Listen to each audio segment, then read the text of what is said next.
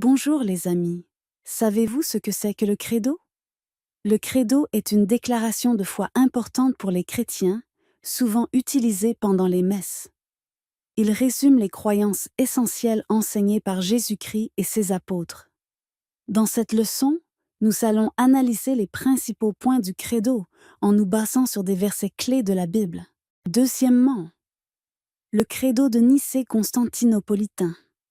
C'est une version plus détaillée du credo des apôtres, élaborée lors des conciles de Nicée et de Constantinople, qui vise à préciser la nature divine de Jésus-Christ et la relation entre les trois personnes de la Trinité. Maintenant, voyons ensemble les principaux articles du credo et leurs références bibliques.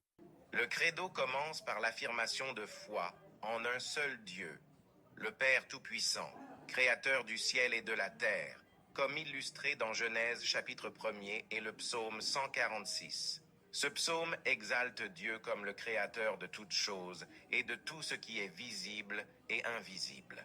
Conformément à Colossiens 1, verset 16.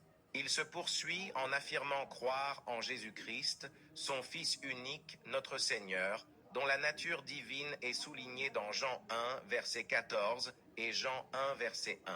L'article déclare qu'il est né de la Vierge Marie, Matthieu 1, 18, et qu'il a été crucifié sous Ponce Pilate, où ce dernier, voulant faire plaisir à la foule, leur relâcha Barabbas et livra Jésus après l'avoir fait flageller pour qu'il soit crucifié. Selon Marc 15, verset 15. Le credo évoque aussi sa descente aux enfers, référencée dans 1 Pierre 3, verset 19, et sa résurrection le troisième jour, comme le confirme Matthieu 28, verset 6.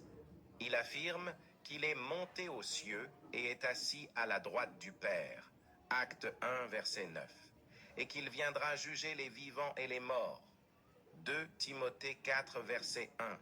Enfin, il proclame la foi en l'Esprit Saint, qui est notre consolateur, selon Saint Jean chapitre 14, verset 26.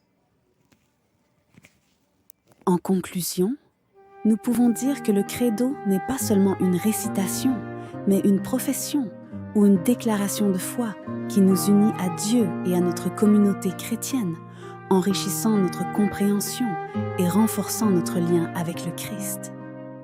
Alors, chers amis, je vous propose 2 questions pour la réflexion, où vous pouvez répondre dans le commentaire. Quel article du credo vous touche le plus et pourquoi? Comment le credo peut-il vous guider dans votre vie quotidienne? Bonne journée et à la prochaine!